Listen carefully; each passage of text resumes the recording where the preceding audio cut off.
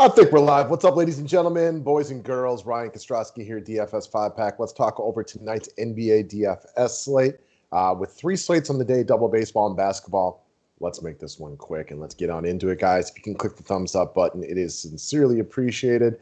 Leave any comments you want in the comments section. Hopefully everybody had success last night. If you stacked the last game, I know that was by far my best tournament lineup, so hopefully you guys did some of the same. If you didn't, let's roll into tonight. And if you did, enjoy those winnings. All right. First things first, if you want the members only video where we break down the entire slate for all sports, weekly and monthly memberships get you access to both of them.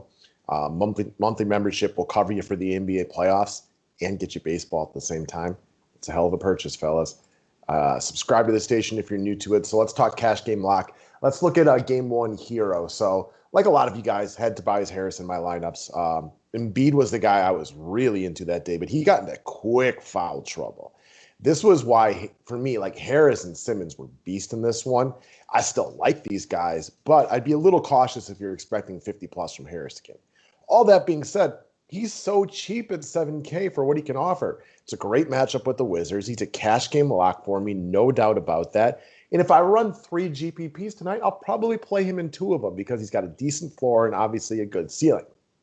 All that being said, if you want to bank on, like, say, Embiid just balling in this game, because Embiid is probably going to have a significantly better game tonight after getting into early foul trouble last game, picking up the second one quick and then picking up the third one quick after that. That's going to cut into probably, Harris. Simmons is the main 2 guys. I can understand the GPP fade right here. There's also a possibility of one team rolling. We've seen some blowouts. My guess that would be the 76ers in this one. But Harris is a good play. He's going to be real popular. So he's the first guy I put in my cash lineups at that small forward position. Next up, let's talk about the Utah Jazz and Mike Conley. So Conley was a beast for the 5-pack the other day. He was fantastic. Way too low owned in that game. I didn't understand it. And I'm hoping Mitchell coming back in this game keeps his ownership low. I don't understand why he was so low on the other day, but he is way too cheap. Now that we're in a must-win situation for the Utah Jazz, going up against this old team, Mitchell is likely playing today. I know he was a little butthurt. He didn't get to play in game 1, a little bit upset.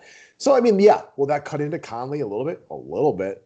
But Conley's still going to be out there. This is a must-win game. You play your best players. You cannot go down 0-2 and then head back to Memphis in this one and give that young team more confidence that it already needs. So look for Conley to play big minutes, be highly productive today. Yes, Mitchell's going to be out there, but Conley's still going to be out there a lot too. So he's way too cheap at 6,700. He's a veteran presence, a calming presence in a game that the Utah Jazz absolutely need to win. You can't lose 2 games on your home court. You can't. He's going to be out there a lot tonight. Next up, speaking of going down 0-2 on your home court, check out the veteran presence, Derrick Rose. So Derrick Rose, big chalk game 1. I know I put him as a hard recommended shooting guard, and I'm sure, anybody else who offered a similar service would have done the same thing. He was very popular for a good reason. He was way too cheap. You only got to show me one key number from game 1. That's the fact he played 38 minutes. That's all we care about right here. You know what Coach Thibs is going to do. He's going to play his boy big minutes. Derrick Rose didn't do anything in game 1 that he couldn't do again. He could be even a little bit better. He's a solid play in all formats tonight.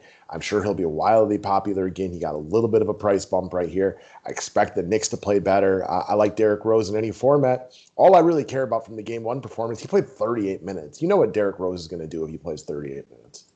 Next up, let's move over to long shots. So let's talk about Davis Bertans of the Washington Wizards. So I like this Wizards team as far as that they fought back throughout the second half of the season and played better. All that being said, it comes to an end in this series, right? It was a nice little story. I liked Russ the second half of the season, Beal's a hooper and all those things, but they are at a major talent discrepancy and just a major as far as how good your team is right here.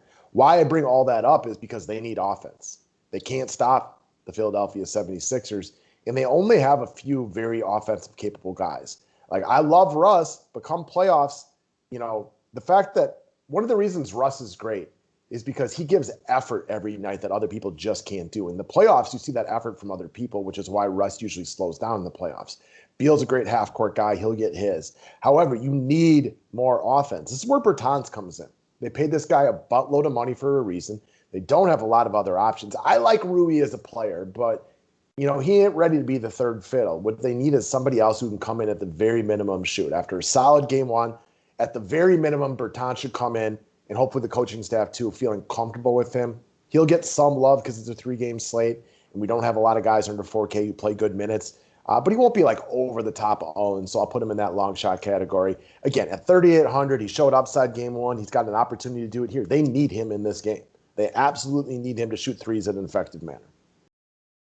Last up, let's go to double B, Bogdan Bogdanovic, not to be confused with his brother from another mother, Bogdan Bogdanovic of the Utah Jazz. So here's my long shot play with him. After game one of Trae Young playing the villain in Madison Square Garden, big game, torched the Knicks all day long. The Knicks are going to have it out for Trae Young tonight. They're going to sell out to play against him. Now, Trae Young is still capable of playing well in that situation. However, what you're going to find is some of the Hawks guys are going to get open shots, specifically Bogdan Bogdanovic, who's a very good player in his own right, had an excellent second half of the season after missing most of the first half with injury.